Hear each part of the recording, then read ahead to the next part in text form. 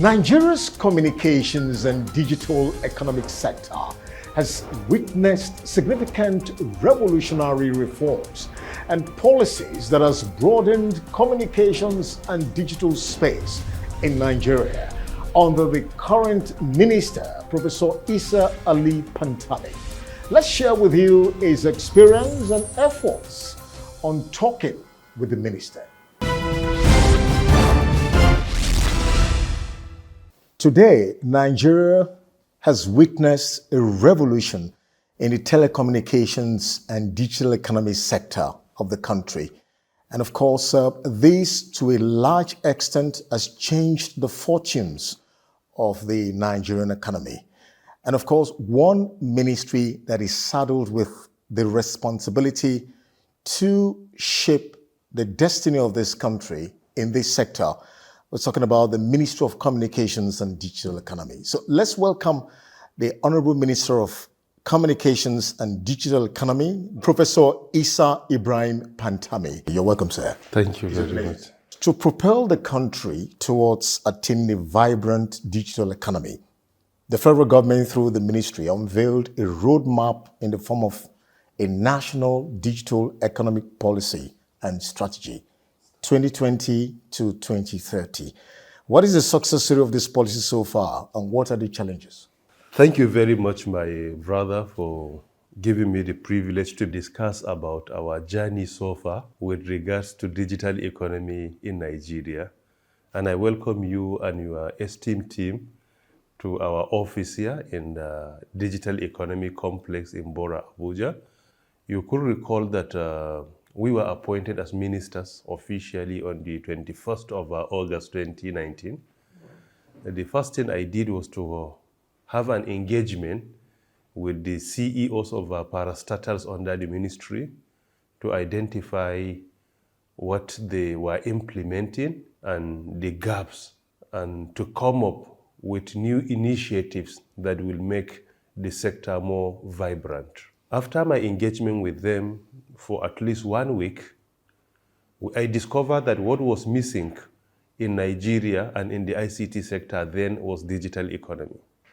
And digital economy is strongly recommended to have its own ministry or to have its own special office for its coordination by many institutions like World Economic Forum, European Union, and many more. And that is why in countries like Scotland, like Thailand, and many more, you will discover there is a Ministry of Digital Economy. After the review, I went to His Excellency, Mr. President, to brief him. And he was convinced that there was a need to have a ministry that will champion the implementation of a digital economy in Nigeria. Based on his directives, I sent a proposal to him, and it was approved on the 17th October 2019, and it was presented before the Federal Executive Council on the 23rd October 2019. A day after, that is 24th October 2019, we commenced the implementation. And that day happens to be the National Digital Economy Day in Nigeria. We commemorate and celebrate and create awareness about digital economy on the 24th October of each and every year. I set up a team of experts from government, industry, from academia, using the triple helix model, where we brought all stakeholders together to come up with a policy. I led the team that developed the policy, particularly these three key stakeholders: government officials, industry, and academia. The policy was reviewed and enhanced significantly, and His Excellency President Muhammad Buhari launched and unveiled the policy on the 28th of November 2019 at the International Conference Center here, Abuja. When the policy was being crafted, the implementation commenced immediately because there are key issues that are very static. Wherever you go, they must be accommodated. Also, we developed another roadmap. There are two different documents. There is National Digital Economy Policy and Strategy for a Digital Nigeria, acronym INDEPS. And there is a roadmap for the implementation of INDEPS.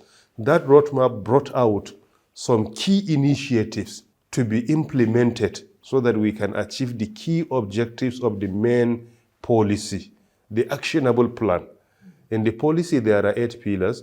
Number 1 is developmental regulation. Number 2 is digital skills and literacy. Number 3 is solid infrastructure. Number 4 is service infrastructure. Number 5 is digital services promotion and development. Number 6 is soft infrastructure. Number 7 is digital society and emerging technologies. Number 8, indigenous content development and promotion. These are the 8 pillars, and these 8 pillars cover almost 99% of what the sector requires.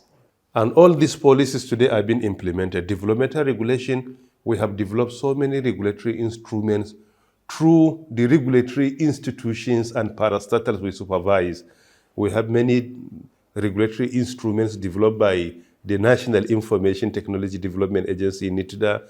Many have been developed by Nigerian Communications Commission. We also have regulatory instruments with National Identity Management Commission. These are the regulatory bodies we have, and it is their mandate to be guided and directed to develop the regulatory instruments. We use the word developmental in order to change the perception of our citizens. Most probably using the adjective developmental, we could be the first country in the world to introduce what we call developmental regulation. There are significant achievements your office has made. Let's look at your ministry moving to accelerate the deployment of 5G services in the country with the approval of an enterprise licensing agreement for Microsoft products and clearing up of C-band spectrum. Can you tell us more? Because it's a major landmark achievement. And to what extent will this move change the industry and the economy? Microsoft is not playing any role directly in 5G, but is playing significant role when it comes to providing digital services and also digital skills and literacy. The president of Microsoft, Brad Smith, was in Nigeria less than 3 months ago. He visited President Muhammadu Buhari, and after that he came to my office here. We had a meeting with him. We have an agreement with the Microsoft to train young Nigerians. Based on the agreement, as part of their corporate social responsibility, they will provide digital training, advanced digital training and intermediate trainings to a minimum of 5 million citizens in Nigeria for free.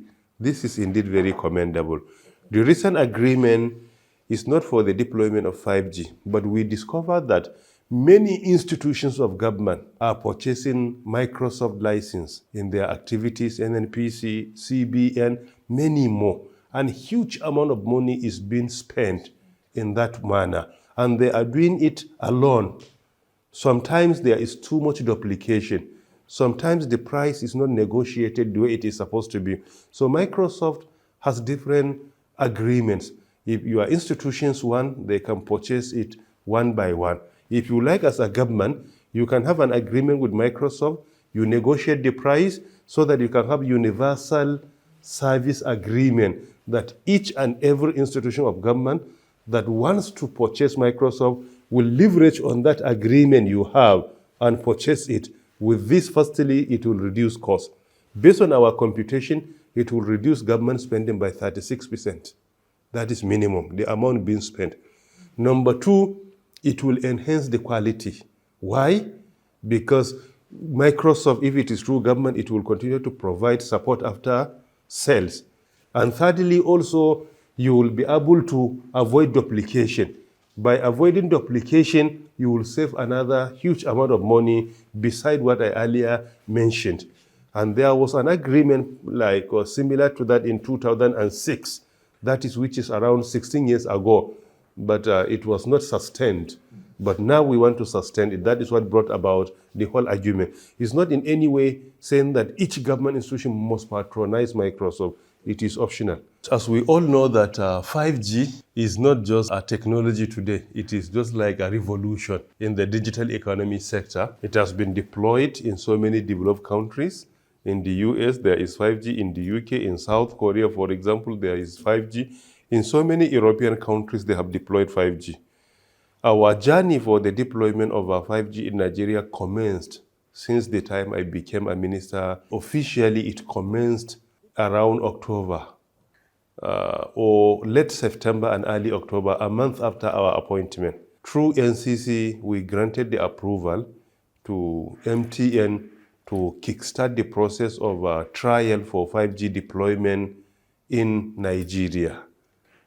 So we did the trial. I personally did the trial here in Abuja on the 25th of November 2019. We did the trial in Abuja and few other cities like Lagos, Port Harcourt, and Ibadan. 3-month trial.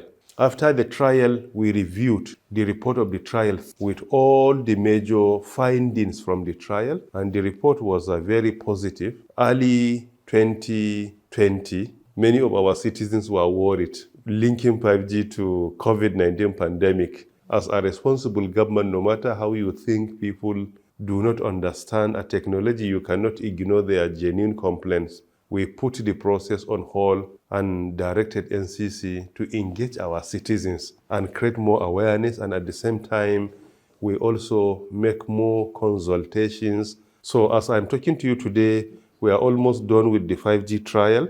We have auctioned 5G in Nigeria, and things being equal, 5G4 will be deployed in Nigeria in the next 1 month. Most probably around August, we will have 5G for commercial services. And there are so many benefits. It will significantly drive our digital economy because of that high quality and very fast broadband that is very high. We will require that in our major cities like Abuja here, like Lagos, Port Harcourt, Kaduna, Kano. These are some places where you need high quality broadband with very high speed. So I think it's very important, and 5G will allow you to have real-time communications in education, in health. With 5G, even remote surgery can be conducted. A surgeon or a medical doctor could be in the US or in China or in Dubai or in Kingdom of Saudi Arabia, will be able, with a patient in Nigeria, you will be able to conduct a surgery. With 5G, most probably, you will not have much problem with your family going for holiday. 5G will allow you to have a virtual holiday. You sit at home in Abuja or in Lagos with your family using augmented reality and virtual reality. You take them for a holiday virtually to London, to New York, Washington, to Dubai. Wherever you want to go, you can do virtual holiday. So these are some of the benefits of 5G. In agriculture, is applicable. It will enhance digital agriculture or smart agriculture. So that's it on Talking with the Minister for this moment. The Minister's platform will continue in a moment.